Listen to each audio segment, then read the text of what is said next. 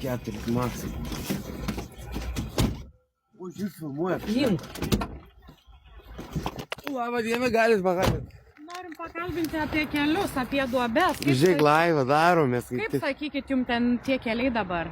Keliai per balas, jeigu nevažiuos žmonės, tada gerai viskas. Žiūrėt, kur važiuoji. O duobių daug keliuose? Nežinau, iš tikrųjų, nelabai. Kai buvo biški, bet kaip visada. O kur daugiausia tų duobių?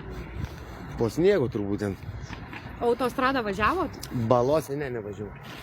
Mieste kažkur tais? Mieste važiavau. Ir kaip keliai dabar? Nu kaip jūs matot, lygiai taip pat ir matos.